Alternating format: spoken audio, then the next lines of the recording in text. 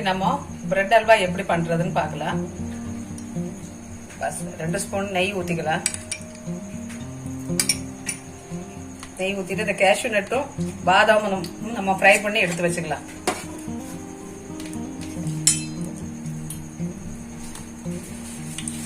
நெய் கொஞ்சம் மெல்ட் ஆகட்டும்.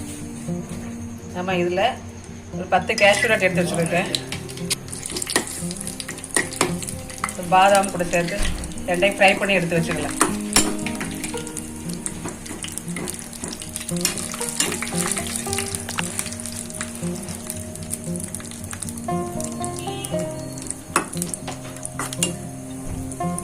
கேஷ்யூ நட் கொஞ்சம் லைட் ப்ரௌன் கலர் வர்றது வரைக்கும் ஃப்ரை பண்ணிக்கலாம்.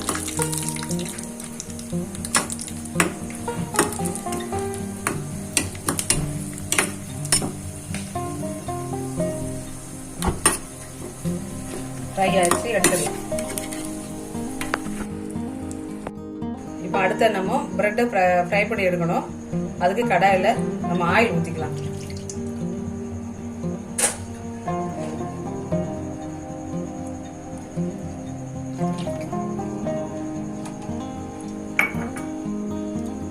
ஆயில் கொஞ்சம் சூடாகட்டும்.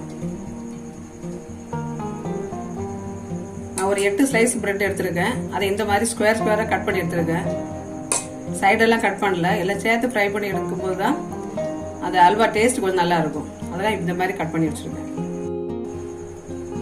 எண்ணெய் சூடாயிடுச்சு. இனி நம்ம கட் பண்ணி வச்சுக்க பிரெட் பீஸை போட்டுக்கலாம்.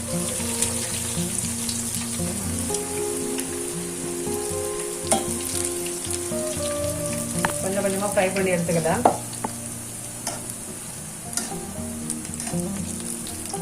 கொஞ்சம் ப்ரௌன் கலராக வரணும், அது வரைக்கும் ஃப்ரை பண்ணி.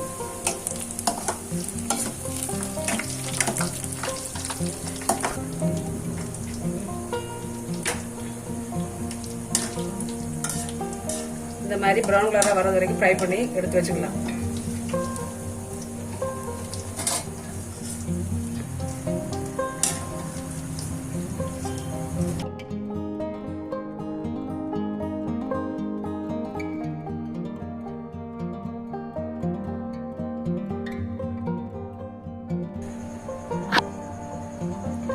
நான் 1/2 லிட்டர் பால் எடுத்து வச்சிருக்கேன். இது ஆல்ரெடி காய்ச்சல பால் தான்.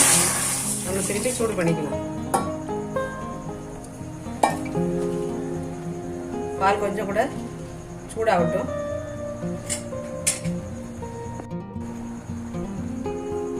பால் சூடாச்சு. நான் 1 கப்பு சர்க்கரை எடுத்து வச்சிருக்கேன். அதை இது கூட சேர்த்து ஆட் பண்ணிக்கலாம். போட்டு சர்க்கரை நல்லா பால் கூட நல்லா சூடாகட்டும்.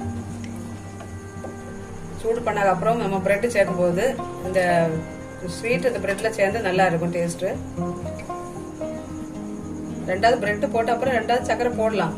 ஆனால் ஃபர்ஸ்ட்லேயே போட்டோம்னா கொஞ்சம் பிரெட்டில் கொஞ்சம் நல்லா பிடிக்கும் சுகர்.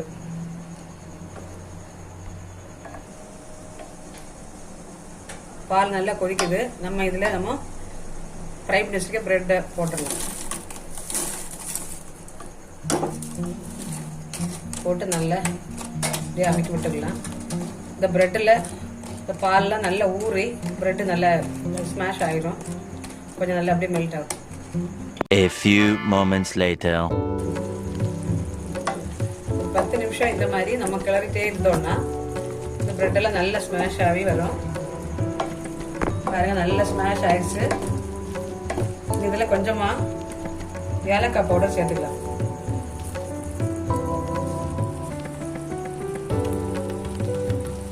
சேர்த்து நல்லா கிளறி விட்டுக்கலாம்.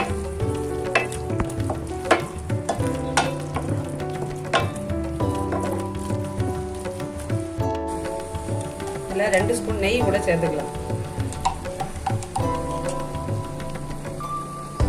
சேர்த்து நல்லா கிளறி விட்டுக்கலாம்.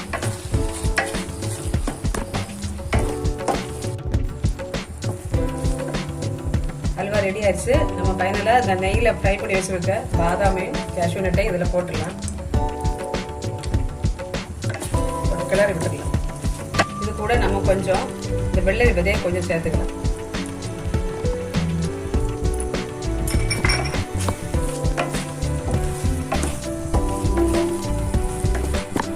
ரெடி ஆயிடுச்சு.